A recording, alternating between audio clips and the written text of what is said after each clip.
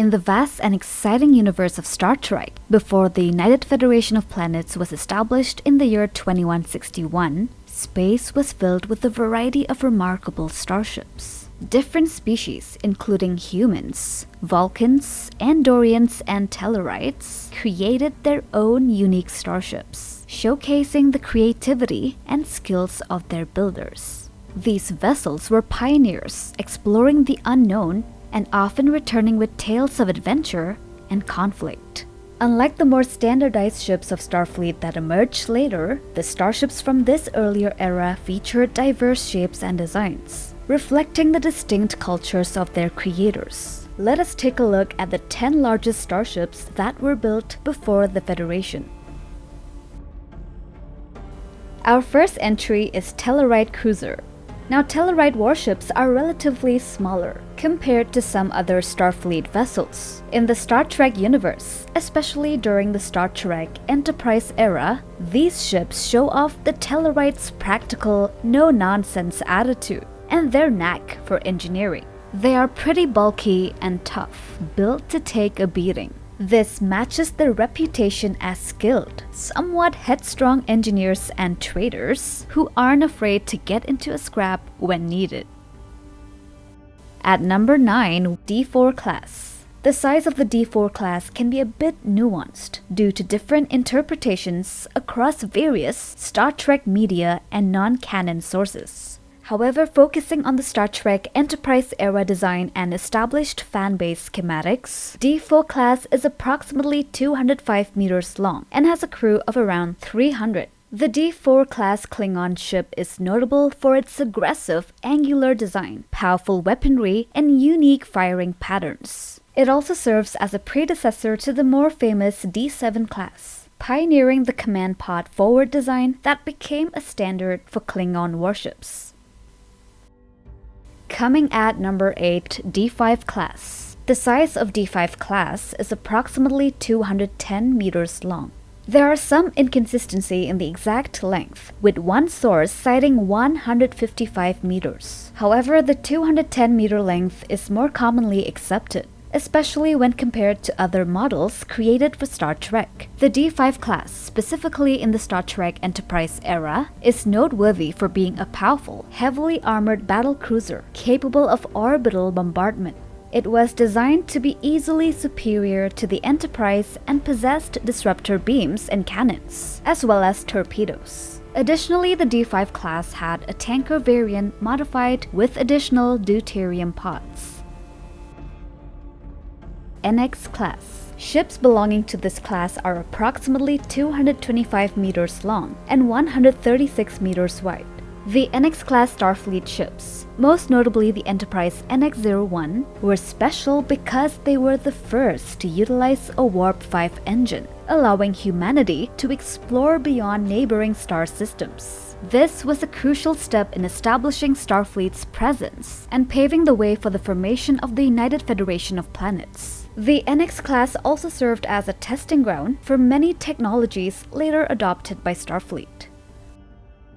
At number 6, we have YClass. In the 2100s, the Y-class freighters were a common sight in human space. These ships were designed to carry cargo in a modular way, hauling 8 pods with a total capacity of 50,000 tons. At a warp speed of 1.8, it took at least a year to travel between systems, and trips lasting 5 years or more weren't unusual. It wasn't rare for kids to be born on these journeys, and many grew up knowing little beyond their ship. These boomers often stayed close-knit and independent, preferring to handle things on their own rather than asking for help. However, when engines that could run at warp 3 or higher became available for freighters in the 2150s, those long journeys began to shrink, and the tight-knit community began to fade fast. Next, number 5, Enterprise XCV-330. Often referred to as the ring ship, it is a precursor to the USS Enterprise NX-01. According to the Star Trek spaceflight chronology, it is described as being 300 meters long. The USS Enterprise XCV-330 is a distinguished starship from Star Trek and is recognized for its unique ring-shaped engines. These engines enable the ship to exceed Warp 2, which is roughly 8 times the speed of light. This capability makes the Enterprise a promising vessel for solar exploration and colonization, particularly for reaching destinations like Alpha Centauri in a relatively short time frame. Surak Class.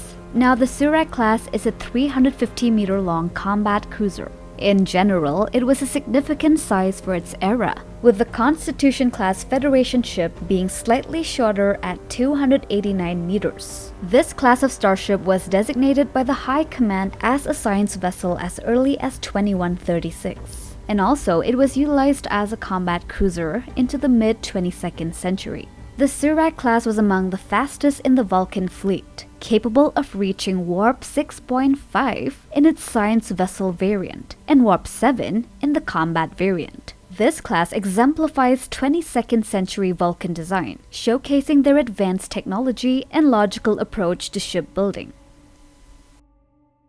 Kumari Class. This is the most well-known starship in the Andorian Imperial Guard. It was a key player in their fleet during the 22nd century and had a big role in the events that led to the Federation being formed. This battle cruiser is a serious warship, stretching 360 meters long, and it's run by a crew of 86. Back then, when tensions with the Tellarites and Vulcans were high, the Kumari class was part of a strategy to keep the peace. It was built for combat, so it doesn't have torpedo launchers, but is equipped with powerful particle cannons instead.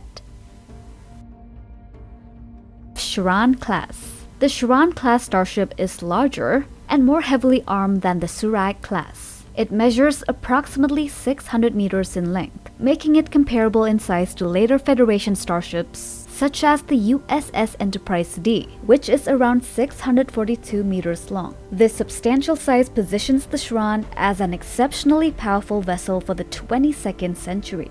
Its design retains the distinctive Vulcan aesthetic, featuring a central, cylindrical hull surrounded by a large circular warp nacelle. However, it is important to note that, according to various technical, schematics, and statements from producers, the Chiron class is a distinct and larger model compared to the Surak class.